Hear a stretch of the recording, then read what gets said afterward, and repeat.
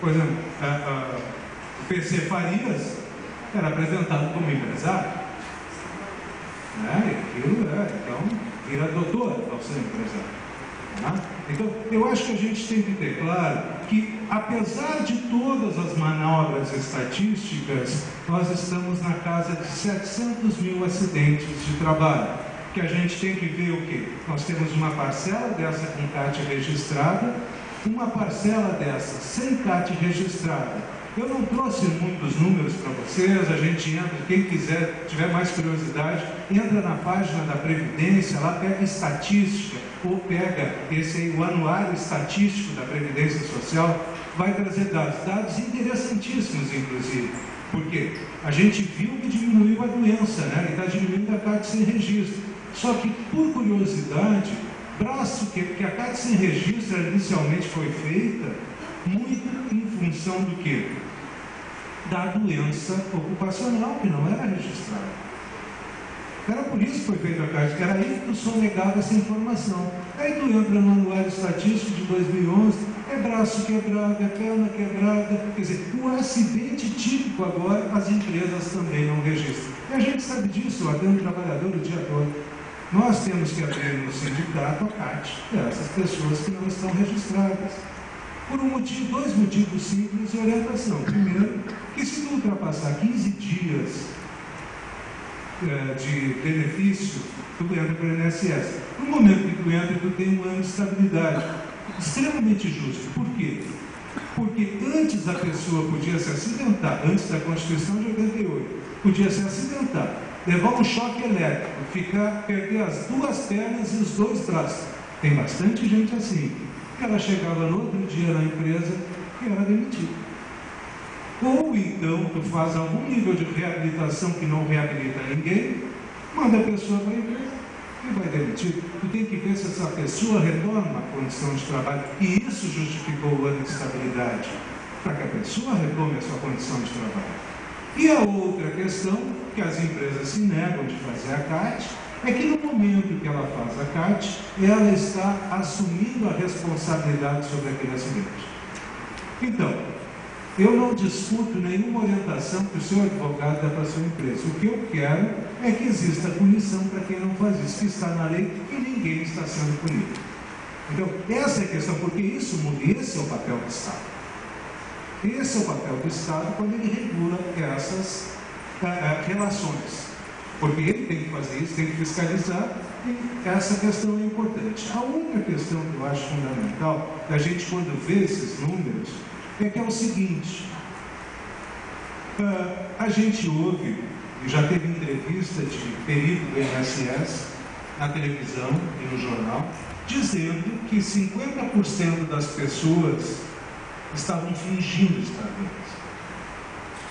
Bom, o que acontece com uma coisa dessa? Isso aqui mostra que, no momento que, assim, quando eu digo isso na imprensa e falo entre eles, eu conversei com a supervisora da perícia médica em Brasília, ela repetiu isso, né? Que era isso mesmo, né?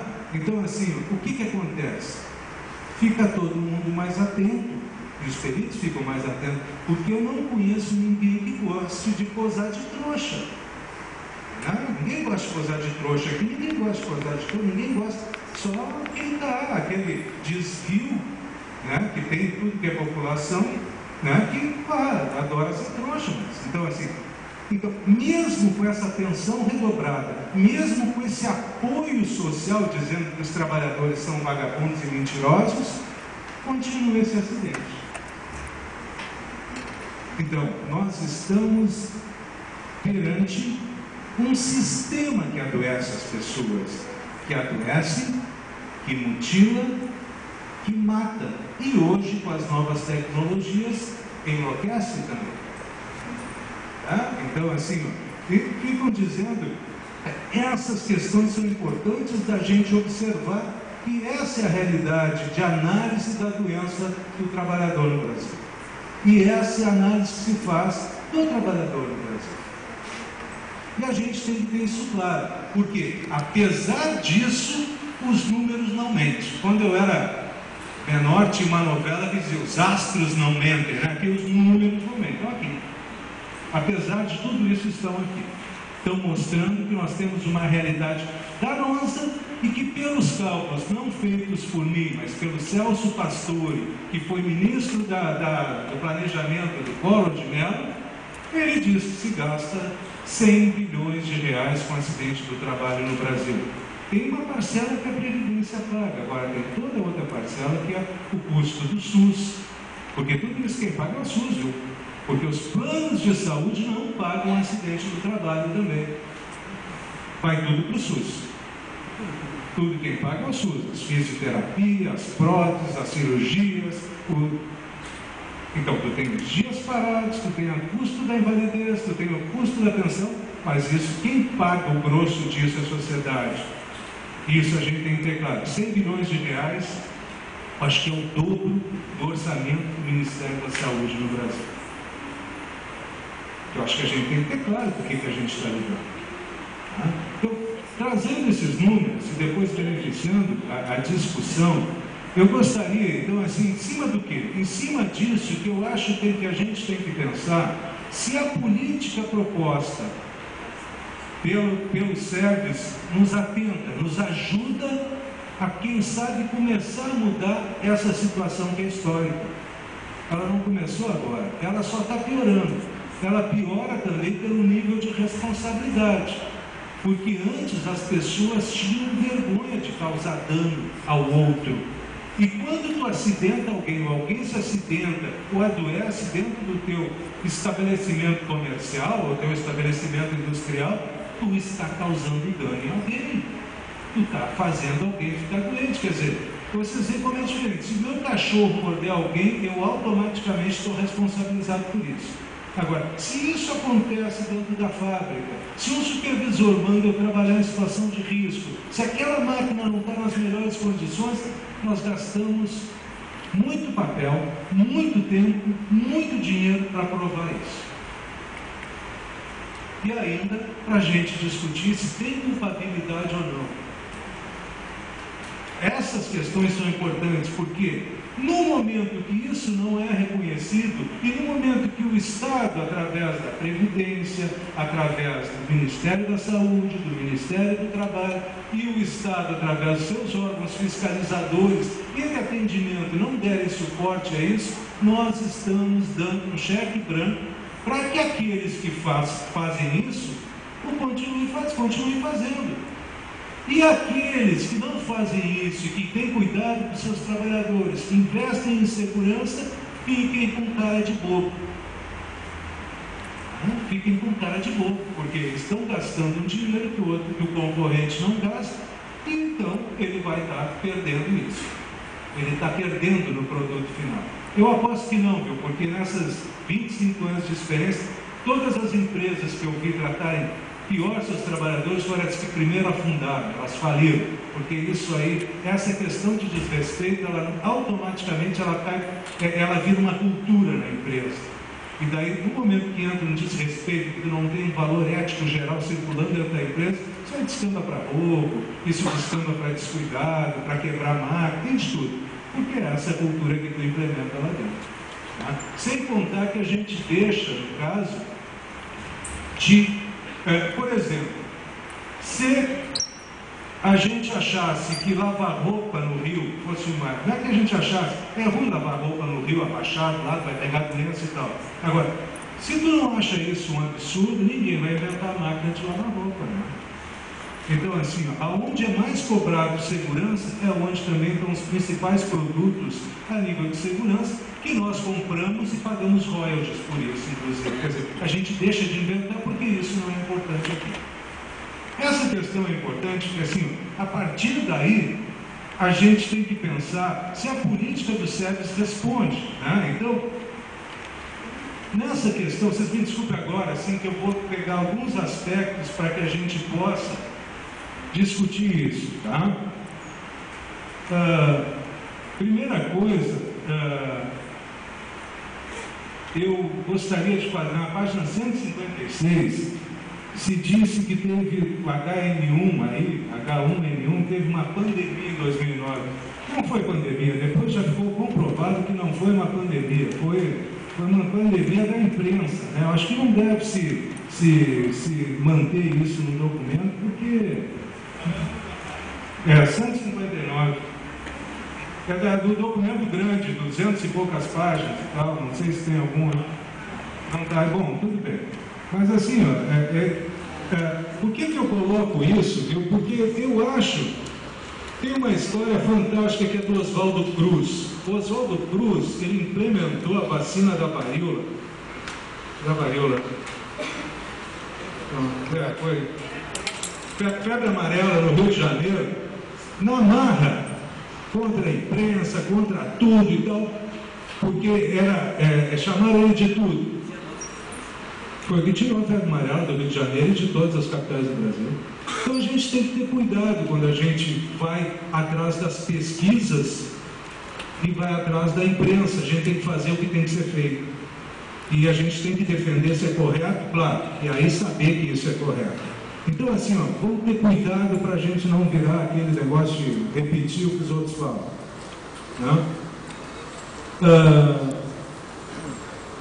Eu acho que tem uma outra coisa importante nessa página 156, que dá todo o arcabouço teórico, e tem uma parte disso que eu estou discutindo, porque diz o seguinte, na verdade diz o seguinte, eu vou dar um resumo para não... Nós estamos vivendo o aumento da tuberculose, por quê? Por causa da AIDS e do crack. Quer dizer, nós estamos começando a acumular um em cima da outra, porque a gente não resolve um nem outro. Isso no Brasil, não estou dizendo que é no Rio Grande do Sul, né? Tu pega a mesma coisa, outras doenças que os médicos já não diagnosticam mais, como a antiga lepra ou a hanseníase, que não vê mais, ela está aumentando, porque tu não tem, quer dizer assim, nós estamos acumulando uma sobre a outra, e isso acontece na saúde do trabalhador. Quer dizer, nós ainda estamos pegando gente intoxicada com cromo, com perfuração de septo, junto com gente que está ficando deprimida por trabalhar demais, que está enlouquecendo trabalhar demais junto do sistema. Quer dizer, a gente... Então, aí que é o apelo da gente ter claro que a gente tem que enfrentar algumas coisas de frente para que elas sejam resolvidas. Não adianta a gente ficar, tá com furo aqui, tá com furo lá, não adianta. Nós vamos ter que enfrentar algumas coisas de frente, porque do contrário, ela volta. Ela volta, não tem como. Então, essas são as duas observações da página 156. Tá? Na área de saúde do trabalhador, nessa página também, que é essa página, esse é o capítulo que trata de vigilância em saúde, diz que na saúde do trabalhador, o último parágrafo, o principal desafio é a implementação e fortalecimento da vigilância aos ambientes e processos de trabalho. Concordo inteiramente, tem que ter vigilância. Só para dar um exemplo para vocês, em Bento Gonçalves, o Sindicato dos Trabalhadores da Construção Civil Imobiliária de Bento Gonçalves, eles contrataram 2 técnicos de segurança a partir de um acordo com o Ministério Público do Trabalho, e são o sindicato que está fazendo a vigilância. Tu passou 2 anos sem ter uma morte na construção civil, com essa vigilância. Caxias, que é do lado, nesse mesmo período parece ter 20 mortes, ou 15 mortes, não me lembro quanto. Mas eles vão apresentar esses dados dia 29 no seminário. Quer dizer, o sindicato fez a vigilância. O sindicato fazendo a vigilância, não estou nem discutindo o papel, se é isso ou não aquilo. Estou dizendo que fazendo vigilância, tu consegue diminuir o número de mortes e acidentes de trabalho. Tá? Então, isso é fundamental num projeto. E como estratégia prioritária, garantiria a atenção integral à saúde dos trabalhadores e a implementação dos centros regionais de referência de saúde do trabalhador. Isso é fundamental. Não sei se o CEREST bem implementado, vocês imaginam o que é um centro de saúde do trabalhador bem implementado.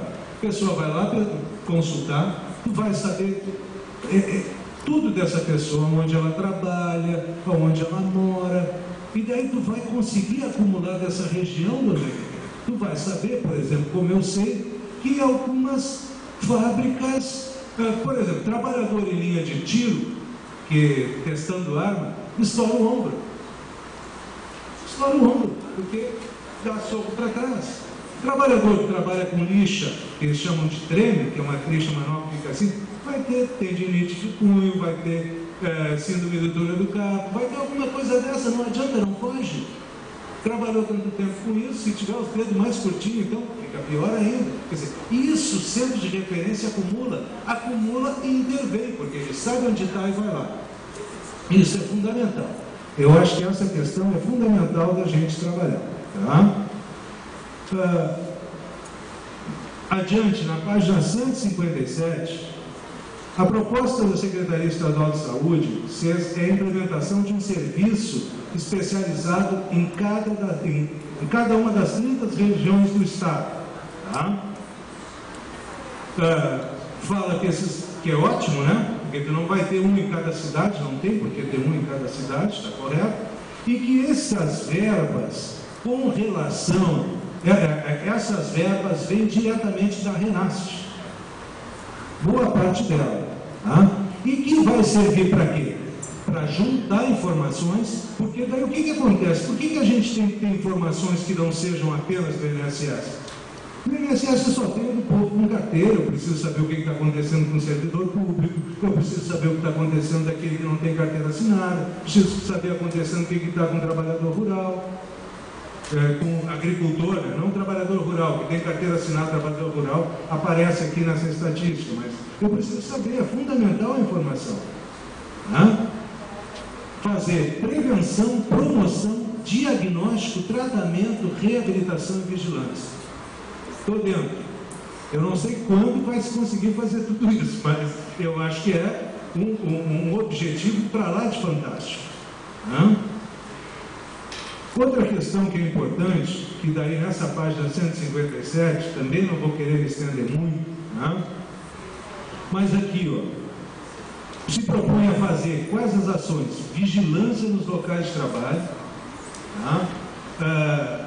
Participação em eventos, que sinal já tem, o SEBS está participando nesse 28 e 29 de abril na organização de todo o evento de homenagem de lembrança às vítimas de acidente e doenças de trabalho. Quer dizer, tu tem uma série de ações que já estão sendo feitas do amianto, do benzeno, né? Então assim, ó, e vocês veem como a gente tem que ser seguro em algumas coisas. O amianto, quem trabalha com amianto vai ter câncer de pulmão. Agora, luta contra o amianto. Pessoal, luta contra o amianto, luta contra a isca. Se a gente não tiver com clareza do que a gente quer, nós vamos estar atendendo e pagando as pessoas com câncer de pulmão, pagando depois a pensão para a viúva ou para o viúvo, tanto faz. É isso, quer dizer, se causa, não pode trabalhar. A mesma coisa o benzeno está comprovado, causa câncer de medula, quer dizer. E aí? Se a gente não tem isso claro, e pelo que consta aqui, essas ações já estão sendo feitas, tá? E que deve continuar sem sombra de dúvidas. Eu acho que isso aí não tem como fugir disso.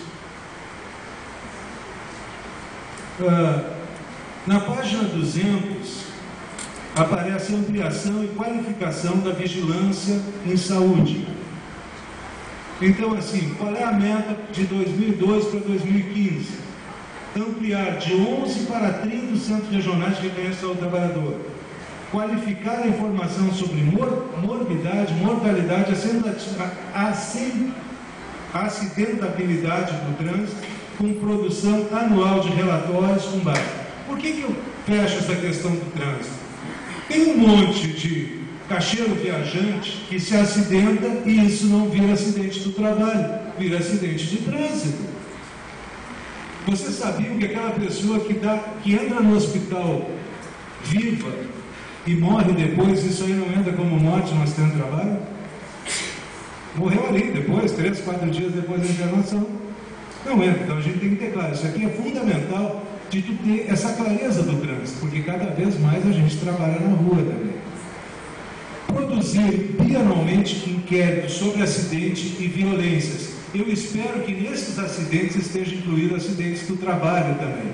E violências, daqui a pouco também, as violências que as pessoas sofrem no trabalho, seja muitas vezes violência sexual, seja violência moral, seja todo tipo de violência que eu espero que esteja dentro dessa política. Tem mais uma questão que é fundamental, que é nessas metas, tá? Criar política de toxicovigilância como forma de fortalecer e estruturar as unidades de atendimento e informação toxicológica, ampliando sua capacidade de atendimento à população. Isso é fundamental para o trabalhador rural também. Por quê? O trabalhador rural, ele se intoxica aplicando agrotóxico.